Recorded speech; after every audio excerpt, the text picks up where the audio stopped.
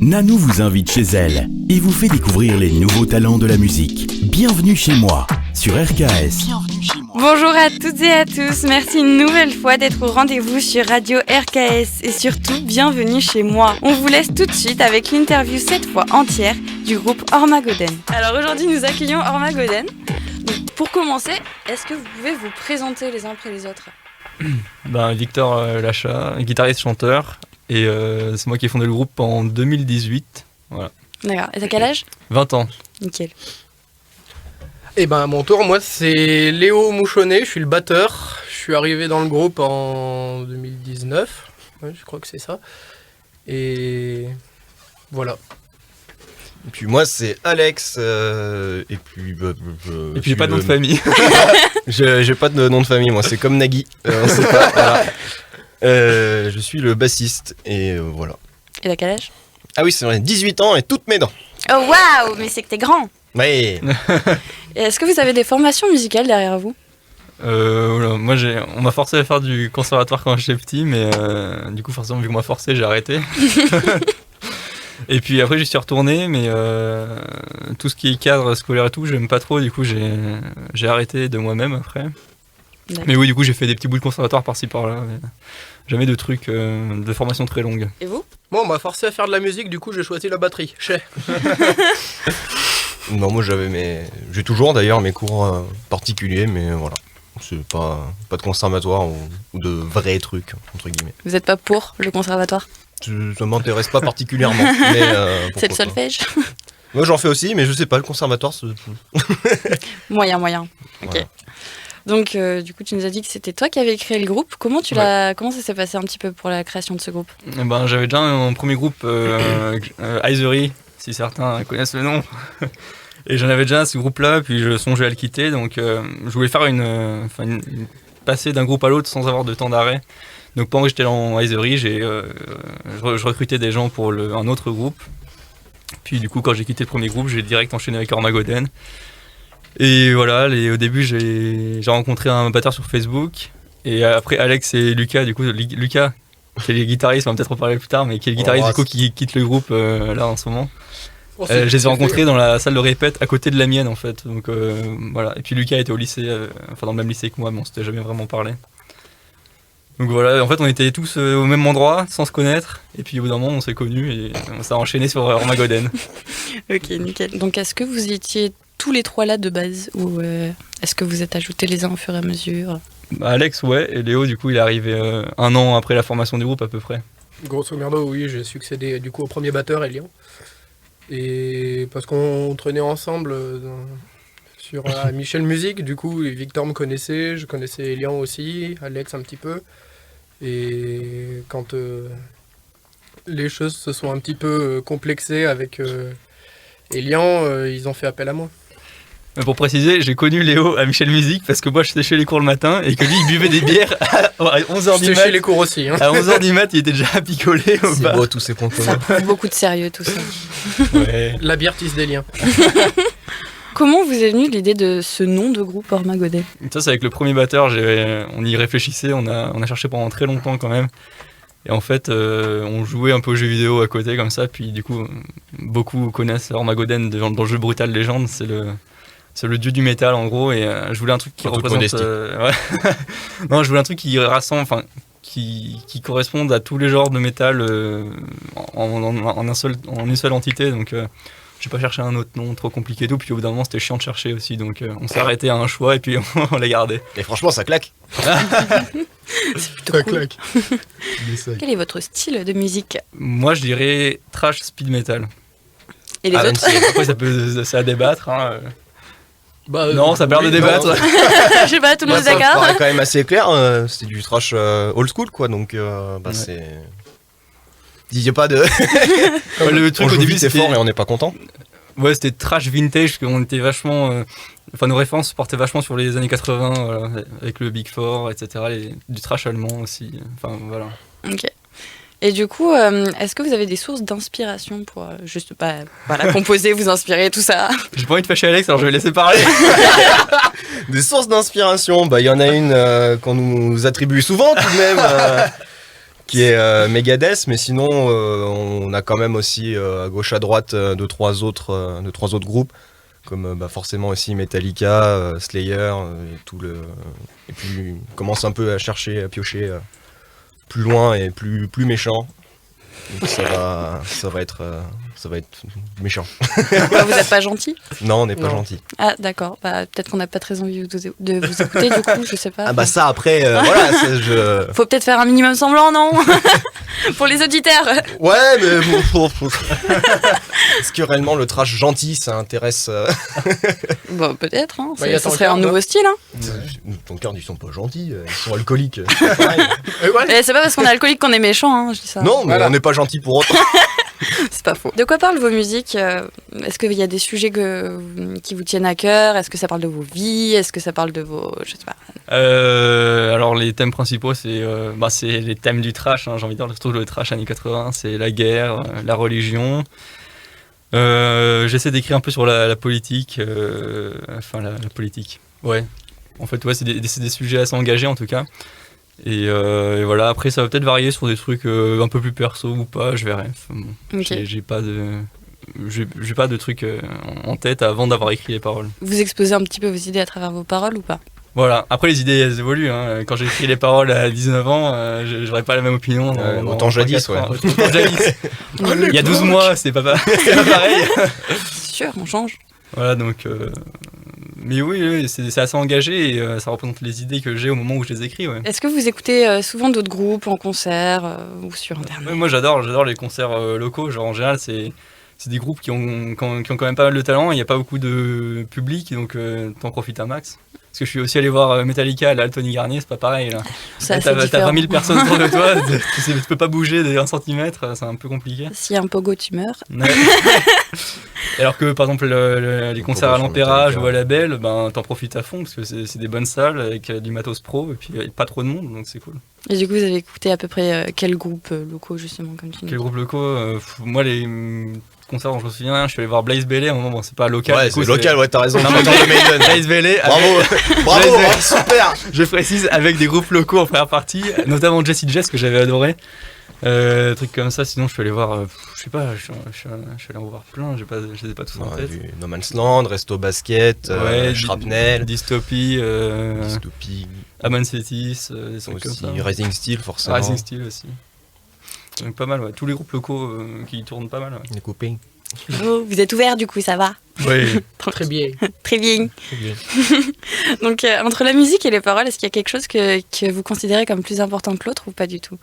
Moi je pense à la musique quand même. Ouais, la musique. Un petit, enfin c'est du 60-40 je dirais genre. Moi, j'ai 70, 30, 80, voire même, hein, la musique, ça me paraît quand même plus. Ouais, mais c'est dire que important. dans une musique tu peux faire des sons, genre il y a sans paroles et ça te va quand même. Genre, tu fais- Bah, les morceaux instrumentaux. Instrumentaux. Ouais, ça Un cheval va. des Eh, c'est le chevaux. matin, ok. C'est Saint-Hubert 41. Hein? C'est le matin, c'est Saint-Hubert 41. Ah oui. Ouh. Oh! Joli. J'ai pas bu assez de café. Mais oui, non, bah même Orion et des trucs comme ça, c'est. Oui, non mais très ça bien, c'est tu une vois. exception parmi une discographie principalement avec des paroles. Non, mais ça prouve que ça peut marcher et que Ça c'est marche bien, tu vois. Bien. Alors qu'un morceau a cappella, c'est tout de suite plus chier, quoi. Bon, pas forcément. Enfin, après, ça dépend du Oui, ça regard des dépend gens. du- Hein. ça Ça se dépend trouve, du il y a style, des ouais, mais bon, auditeurs, ils vont pas être d'accord avec toi, ils vont venir te taper. Ouais, bah, ok, ouais. RDV, parking de la Farfouille. C'est bon, mais non, non. Octogone. Octogone sans règle. Mais, bah non, mais tu prends du chant trash, tu le mets tout seul. Ça a tout de suite moins de gueule. Ouais, c'est vrai. Non mais je veux dire moi ça fait bizarre, hein. quand on dit avec ou sans paroles, c'est avec des paroles qui ont du sens aussi, tu vois. C'est quand t'as quelque chose à dire, je trouve que ça Ouais, sublime le tout, quoi. Ça ajoute un truc, mais de Ouais. là à dire que ça fait la moitié. Parce que tu vois, quand t'as un groupe qui fait de la bonne musique et que derrière t'as un mec qui fait putain, regardez les paroles, elles sont énormes, Ouais. ben, tu Bah, dis après, tu du vois, coup la musique elle était énorme, mais là c'est le morceau, c'est un chef-d'œuvre quoi. ça aide à Killing is transcender, my en fait. business, tu vois, bah. Oui. Parole. Ouais. Pourtant, l'album, c'est un C'est vrai. chef-d'œuvre. Par pareil. contre, Holy Wars, là c'est de A à Z, je trouve ça. Ouais, enfin, c'est le nickel. Punisher après aussi, Holy Wars, donc. Ouais. Mais bon, la source d'inspiration, c'est pas n'importe quoi. On va peut-être pas refaire toute la discographie de Megadeth, on va encore se faire tacler de C'est vrai. plagiat, là. Vu qu'on parlait de musique et de paroles, est-ce que vous créez d'abord la musique ou les paroles? D'abord la musique. Ouais, la Megadeth. Pour quelle raison? Parce que non, mais j'écris des fois des paroles. Enfin, j'écris des paroles comme ça sans la musique, mais pour ensuite avoir une source d'inspiration pour quand il y aura la musique. Mais sinon, non, j'aime pas écrire les paroles avant. Quand il n'y a pas la musique, du coup, t'as pas vraiment le rythme. Ou alors, faut adapter la musique au rythme des paroles, c'est un peu plus compliqué, je trouve. Moi, j'ai jamais fait comme ça, mais je pense pas le faire un jour. En fait. Disons que selon moi, en fait, si t'écris les paroles avant, c'est-à-dire que t'accordes un petit peu plus d'importance et c'est les paroles qui vont définir la structure du morceau. Or, dans le thrash, c'est difficilement comme ça que ça se passe, quoi. C'est quand même une plus grosse importance pour la musique, comme dit Alex. Forcément, la plupart du temps, ça reste indissociable avec les paroles. Mais il y a quand même une prédominance musicale que lyrique. Est-ce que vous participez tous à ce qui est de l'écriture des paroles ou est-ce que vous avez tous un rôle différent ? Alors, moi, j'aime bien écrire les paroles seul. Dans l'écriture des paroles, on a le rôle de n'absolument rien faire du tout, et c'est très très bien.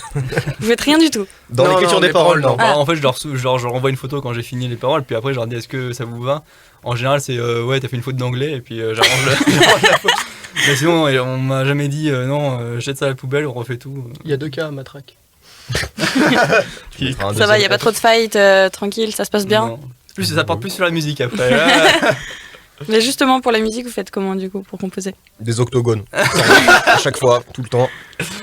Non, en général, on écrit soit un riff, soit un morceau complet, puis on le soumet aux autres, et puis on modifie. Et là, c'est l'octogone qui commence. Là, c'est l'octogone, et à la fin de l'octogone, il y a un morceau qui sort, et voilà. Et tout le monde est content. Mais la plupart du temps, voilà, il y a des idées de riffs qui sont proposées, et puis après... la plupart du temps, avant, à l'époque où Lucas était encore dans le groupe, autant jadis, c'était surtout lui et Victor qui composaient les morceaux. Et après, Alex et moi, on réarrangeait la basse, du coup, respectivement la basse et la batterie. Mais maintenant, on se met un petit peu à essayer de composer aussi de notre côté. Voilà. Donc voilà, on va dire que on essaye d'être un petit peu plus hétéroclite sur... les compositeurs. C'est démocratisé la composition. Là. Ouais. Tout le monde s'en occupe un peu. Il y a vachement de mots avec plus de 3 syllabes là. Elle tape encore la Est-ce que vous avez une sorte de chef qui prend des décisions si jamais il y a des accords, des fights ? Il n'y a pas de chef, c'est moi qui écris, qui chante. Non mais, comme disaient les inconnus, pardon. Bah non, mais les décisions, on les a prises ensemble. Les décisions, on les prend ensemble. Oui. Tout se passe bien. Non mais si tu veux, il faut quand même un certain consensus dans les décisions, sinon... sinon il y a du fight et ça se passe pas. Ouais, sinon déjà qu'il y a de l'octogone pour la composition, alors en plus pour la décision, il y en a un deuxième. On commence à se taper pour tout. Ouais, après c'est chaud quoi. Ouais, on discute pas mal des décisions avant de les prendre, et puis après on voit comment on les gère. Et bah justement, vous parlez d'octogone. Bon, alors quel est le pire défaut de chacun dans le groupe ? Oh putain. Elle est ouverte la porte là ? Ouais, elle est fermée à clé, tu peux plus sortir là, c'est fini. Et merde. Il y a de la bière au moins. Voilà, on va parler du premier défaut. Alors, le foie d'Alex. C'est pas un foie. C'est une éponge, oui, j'ai compris. C'est une grande qualité. Les défauts. Alors, le défaut de Léo, c'est qu'il oublie quand même pas mal de trucs. Beaucoup, trop. Genre Léo, tu peux lui parler de quelque chose et puis il va se déconnecter, puis il va revenir après. Je donne l'exemple ou pas de... Genre une interview. Genre il se vas-y, l'interview, tu vois, genre il savait plus qu'on passait à la radio, ou alors à une discussion, une fois on était au bar, bon c'est quand même un truc d'anthologie, du coup je lâche. On était au bar, on discutait tranquille. Non, pas celui-là. Puis Léo, tu vois, Léo, il suivait pas vraiment, genre, il était dans ses pensées ou je sais pas quoi. On discutait avec Alex et là, t'as Léo, il arrive dans la discussion, il fait, mais attendez, mais quel rapport avec les Arabes ? Et genre, personne n'avait parlé de ça. On parlait de Slayer, tu sais. Mais je sais pas, genre, phonétiquement, il y avait un truc qui ressemblait. Donc des fois, Léo se déconnecte comme ça, il réapparaît dans la réalité. Des AVC, ouais. Slash TP. Ouais. Et on parle que de Léo du coup. Oui, les autres ils ont pas de défaut. Est-ce que c'est la faute à mouchonner? Toujours. Sinon, j'ai pas de. Donc il y en a qu'un qui a des défauts. Hein, ouais, non, mais non, je dis ça parce que c'est récurrent, on va dire. Il y en a un deuxième, mais il est parti. Non, je déconne. D'accord. Et du coup, les qualités, hein, pour vous réconcilier. Bah, ça non plus. Il y en a pas. Il y a pas de défaut, mais il y a pas de qualité. Donc, non, je dirais qu'Alex c'est un très bon bassiste et que Victor c'est un très bon guitariste. Voilà. On va rester. Oh non, vraiment, on s'en serait pas douté. Hein. Voilà. Non, mais ouais, techniquement, le groupe se tient, je pense. Genre, chacun fait son taf. Et il y en a pas un qui lâche la technique à un moment, donc ouais, c'est tous les deux des très bons musiciens. Tant mieux. J'ai envie de dire, c'est plutôt pratique. Ça va compenser la balance de merde que j'ai reçue. c'est un événement, genre le monde devrait être au courant de ce truc. La musique, c'est une passion, c'est professionnel, c'est quoi? Ouais. Bon, C'est un but professionnel. Enfin, C'est un but professionnel. personnellement, en tout cas. Après, Bah oui. Oui, non, mais de toute façon, quand j'ai fondé le groupe, j'ai mis longtemps à trouver les autres membres parce que justement, je cherchais des gars qui avaient ça comme but. Et j'ai passé au moins 1 an à auditionner des gars et qui, soit ils n'avaient pas le niveau technique que je recherchais, soit ils n'avaient pas envie. Pendant longtemps, il y a eu des guitaristes d'ailleurs qui sont partis après et qui, voilà, et aujourd'hui, je sais pas trop ce qu'ils font, ils doivent être en fac de lettres ou un truc dans le genre, tu vois. Et voilà, donc là, j'ai trouvé des gens qui sont bons techniquement, qui ont la même envie, et voilà. On avait le tremplin du Wacken à jouer avant le confinement, là, donc ça aurait été une belle opportunité pour monter un peu en level vers le professionnalisme. Mais bon, du coup, c'est cramé. C'est pas pour l'année prochaine.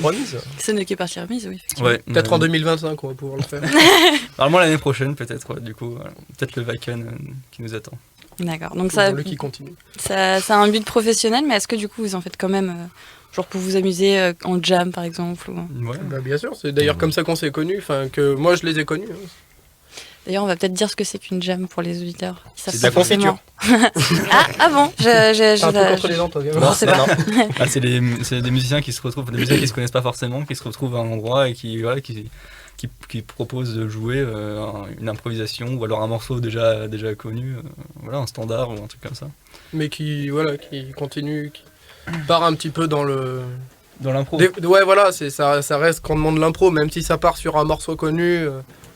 Genre, si tu connais pas le morceau, c'est pas grave, et tout ça, ça tourne. Et du coup, est-ce que ça vous a aidé aussi à créer des morceaux, de faire des jams ou pas du tout? Non, on compose pas vraiment comme ça en fait. Non. On a C'est toujours tout écrit. Ouais, on a essayé un peu de voir si on voulait, genre dans 2 heures de répète, faire une demi-heure où on essaie de composer comme ça tous les 3 ou tous les 4 quand on était 4.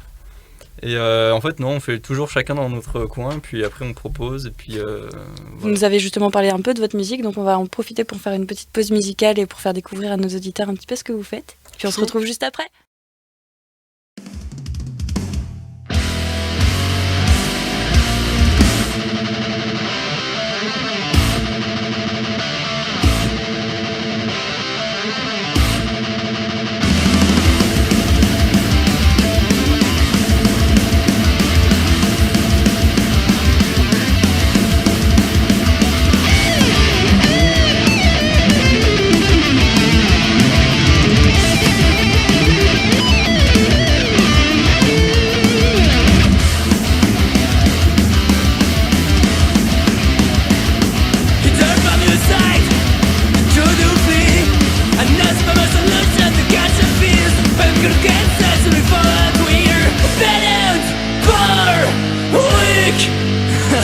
Deceive the right, made for a planet stuck in mind. What you're ready next to the worst to be done.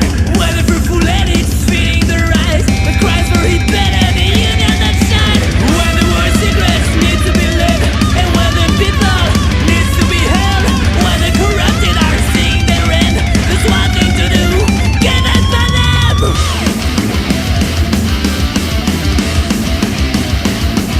The rainbow Iraqi, the peanut fly,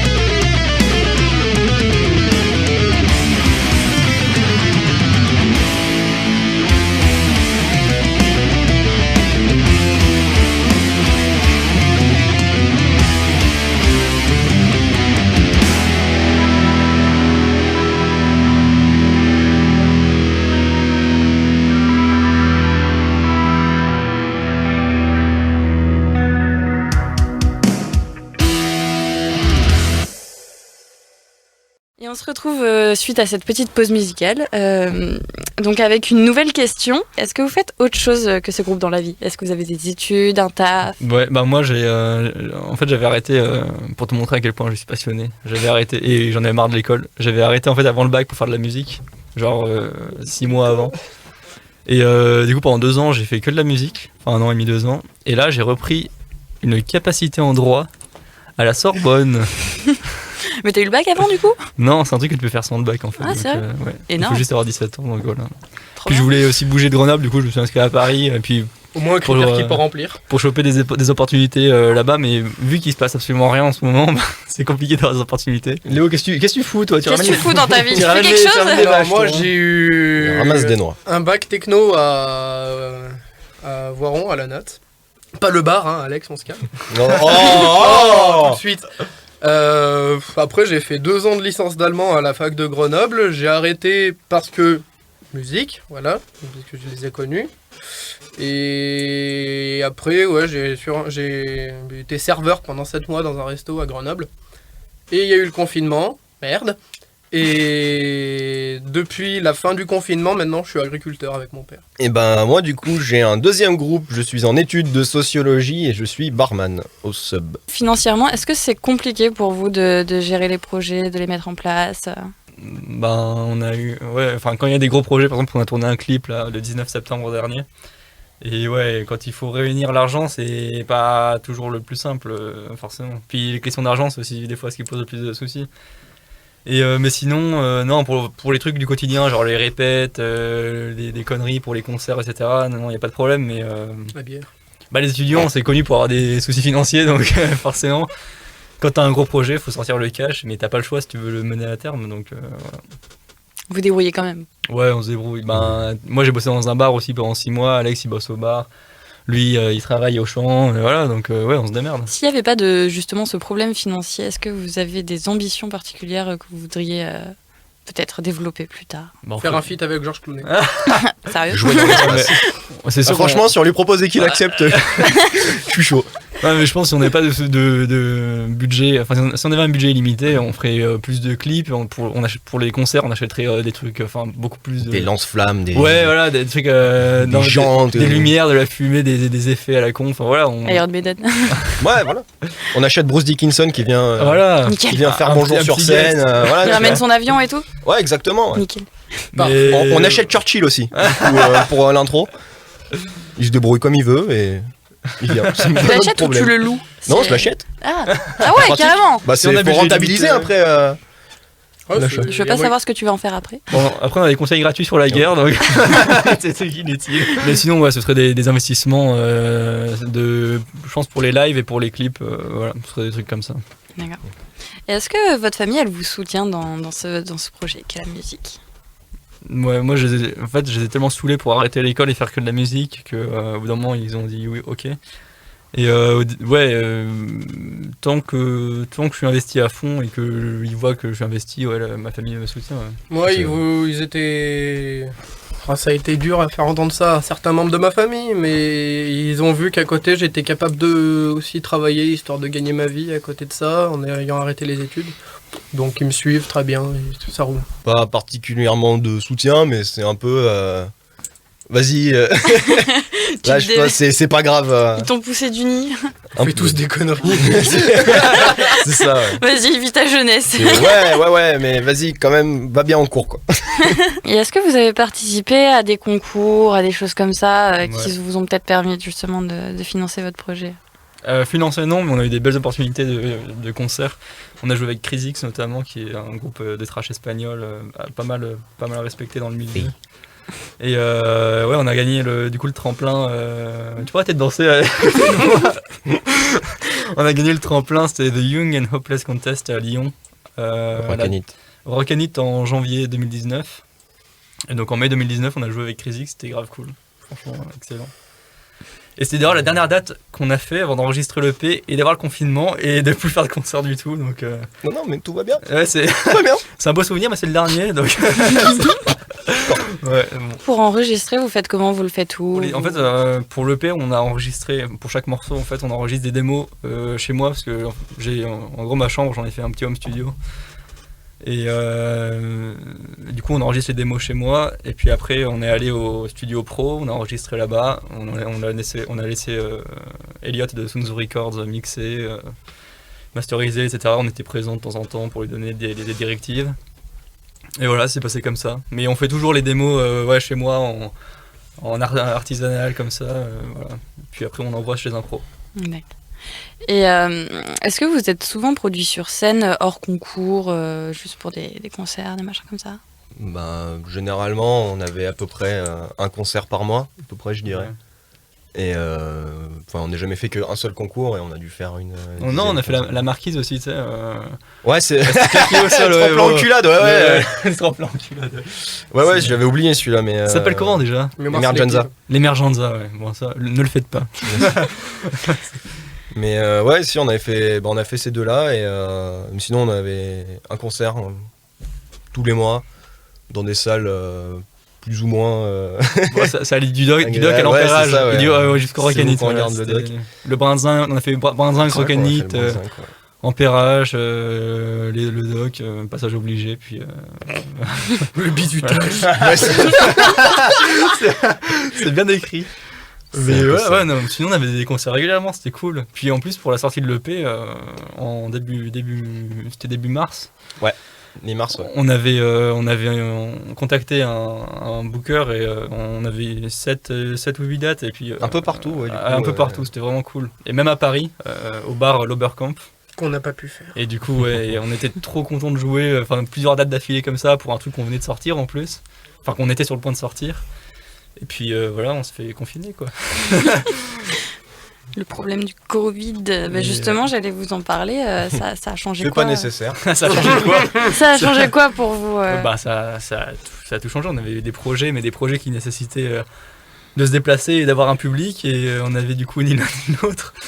Donc, puis même après, on n'a pas pu répéter. Ça nous a flingué la sortie du disque, qu'on a été un peu obligé de sortir parce qu'on avait quand même déjà beaucoup beaucoup redécalé. Donc voilà. Tous les concerts qu'on a fait annulés.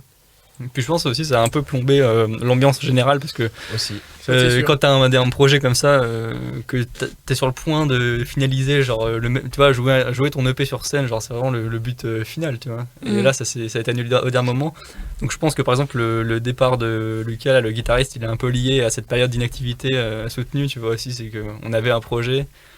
Il allait être fait, et on se fait couper l'herbe sous le pied, puis après pendant longtemps ça a ramé, on savait plus trop quoi faire en fait, parce que répéter ok mais pourquoi ensuite puis où aussi. Et puis où aussi du coup. Puis où parce que c'était fermé, voilà, du coup on se voyait pas trop, on savait pas ce que le milieu allait devenir, donc au final l'ambiance elle est devenue un peu merdique, et puis au bout d'un moment il y a eu un peu de la tension, puis ça a lâché, puis il y en a un qui est parti du coup. D'accord.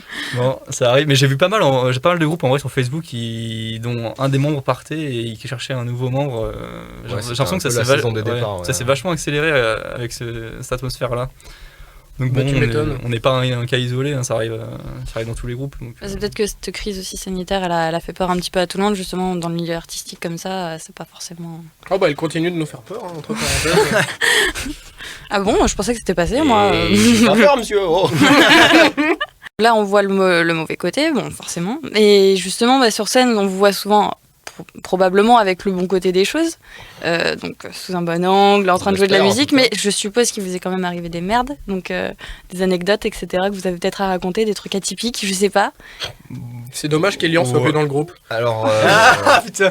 Oui, alors avec le premier batteur, il était, c'est un mec, il a une histoire un peu compliquée, et puis du coup il y a eu pas mal d'emmerdes, à un moment, il était pas trop motivé, par exemple pour venir en répète tout ça, il habite super loin.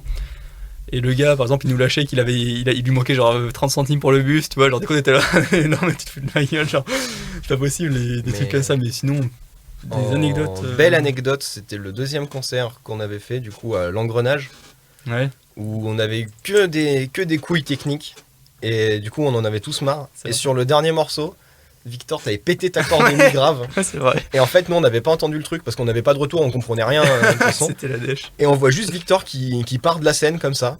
Et on s'est dit, ça y est, il en a eu marre, tu vois. Il a eu la Il est couille de parti. trop. En fait, Il a lâché. Il était parti chercher une autre guitare, mais nous, comme on savait pas qu'il y avait un problème, on le voit juste partir, tu sais. Et nous, on a continué de jouer, tu sais, en mode, on fait quoi, tu sais. Et après, derrière, il revient, mais c'était. compliqué, C'était une cette date que affaire. j'avais essayé. Je voulais m'essayer un peu à l'organisation de date. Bon, j'ai pas refait un depuis. J'ai compris le bordel que c'était. Du coup, on a pris un booker. Et, ouais. Et en fait, ouais, j'avais commencé à organiser la date. J'avais contacté les groupes, tout ça. On jouait avec Dunia et Sons of Dagon. Et en fait, genre 1 heure avant le concert, il y a les mecs de Dunia qui partent. Et je leur fais, mais vous allez où? Ils me font, bah, on va chercher les cymbales pour la batterie. Je me dis, ok. Et je lui dis, ouais, t'habites où? Ouais, à 1h30.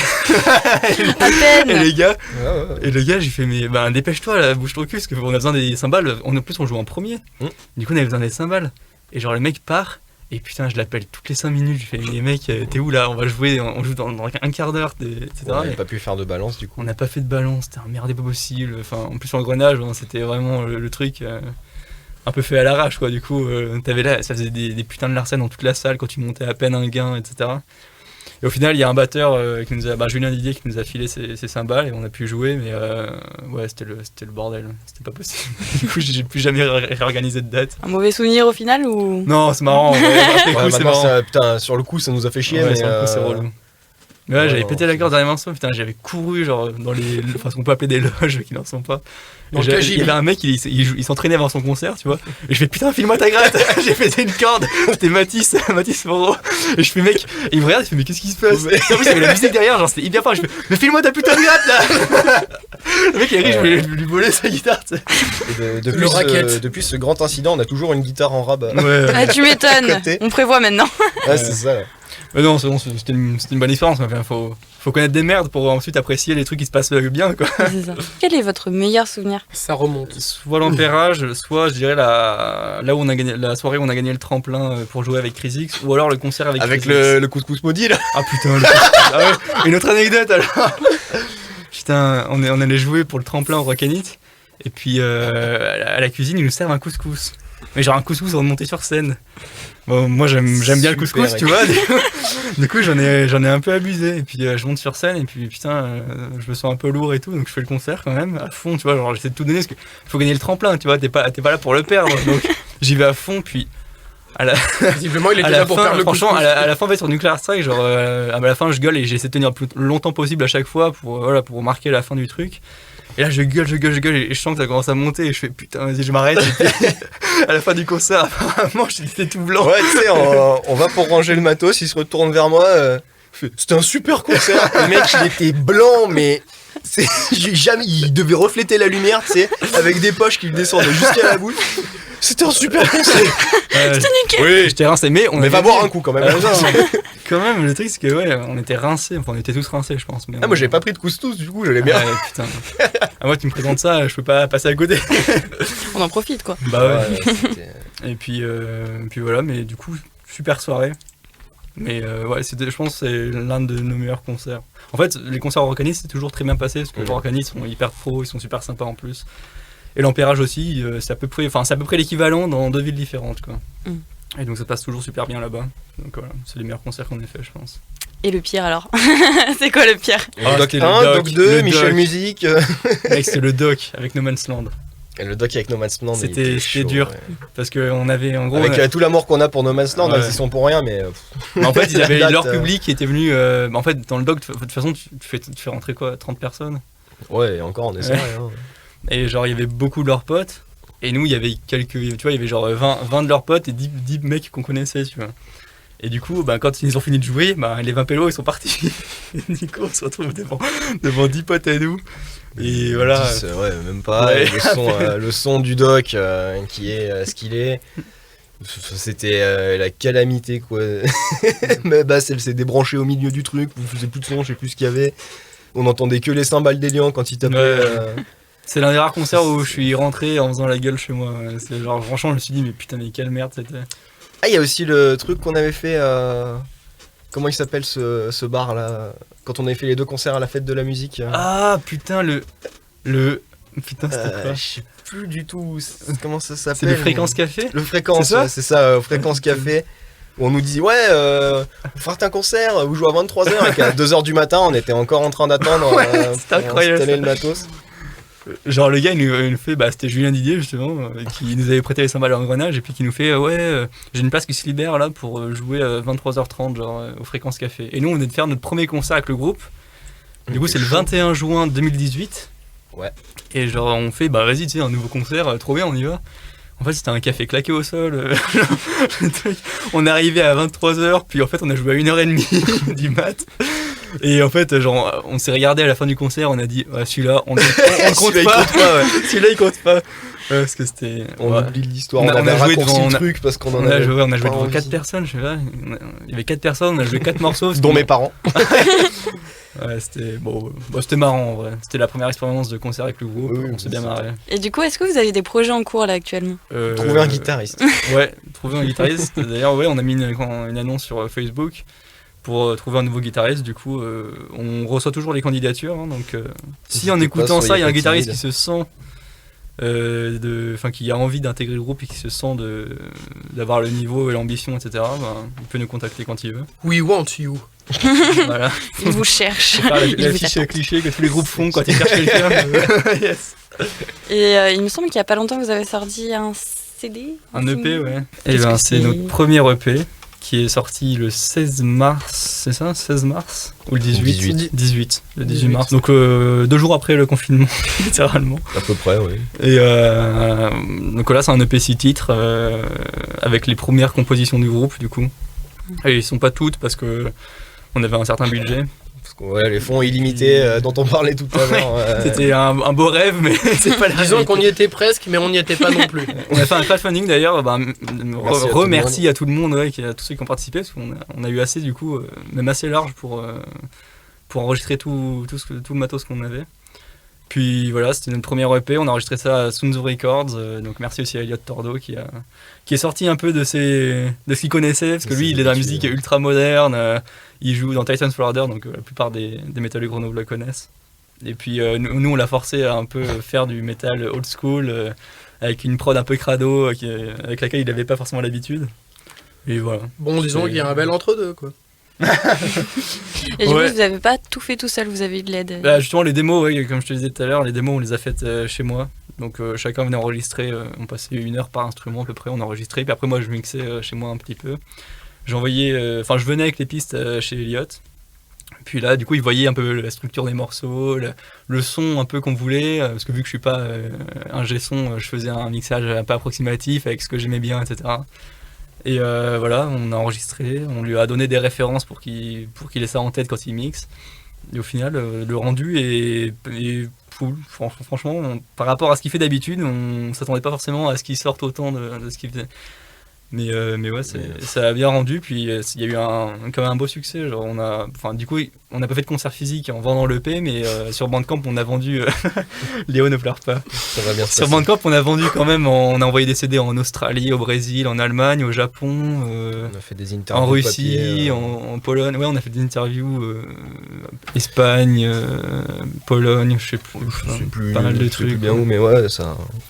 Les gens globalement, nous ont fait que des bons retours de tout ça. Et on peut le retrouver où du coup? Partout. Ouais. Comment ça? Bah en fait sur tous les trucs classiques, Deezer, Spotify, YouTube, iTunes, Bandcamp du coup, puis plein d'autres petits sites Et- de streaming obscurs que Et tout le monde ne connaît si pas. vous voulez le disque bon grenoblois que vous êtes, il est aussi au Metallian Store vers, je sais plus où c'est le Albert Metallian Ier de Store. Belgique. Albert Ier de Belgique, voilà. Entre Chavant et Albert Ier. D'accord. Voilà. Nickel, comme ça au moins on est au courant. Pour finir, on aimerait bien peut-être savoir quels sont vos réseaux sociaux, parce que peut-être que nos auditeurs veulent vous suivre, avoir des nouvelles peut-être, Ouais. pour ce que vous ferez plus tard, si vous avez un nouveau guitariste. Oui, un nouveau goûteur, oui. Un nouveau goûteur, pardon. Voilà, oui. Ça tombe bien, j'essaye de me lancer dans la cuisine. Et ouais, Sans bah, moi. les réseaux sociaux classiques, on a Facebook, Instagram, YouTube, Bandcamp, Twitter, vu que c'est la poubelle d'internet, on essaie de pas y aller. Ouais, ça ira, on s'en passera. Ouais. Et comment on fait pour vous retrouver? Sous quel nom? Est-ce que Et ben c'est Ormagoden sur Facebook et ormagoden.official Parce que voilà, parce que c'est officiel. parce qu'on le vaut bien. Garnier. sur Instagram. Voilà. D'accord. Et du coup, ça s'écrit comment? Pour ceux qui ont joué à Brutal Legend, ouais, ça. O-D-E-N. Voilà. Je répète. O-R-M-A-G. Merde, j'ai dit autre chose. T'as même vu, c'est pas écrit. Allez, on recommence, au départ. M-E-T-A-2-L-I. On recommence. On se calme les enfants. 3, 4. O-R-M-A-G-O-D-E-N. Voilà. C'est stressant, ils ont réussi. C'est bien qu'un concert, votre truc. Et si jamais il y a quelqu'un qui est intéressé pour rejoindre votre groupe en tant que guitariste, il fait comment? Il envoie un message au groupe sur Instagram, Facebook, ou alors à l'un des membres sur Instagram ou Facebook, pareil. Ok. Voilà. Vous avez bien entendu, le message est-il passé? Alors on va pas avoir de réponse malheureusement. On va pas les entendre. Répondez. On entend un oui. On Oui, entend un oui. capitaine.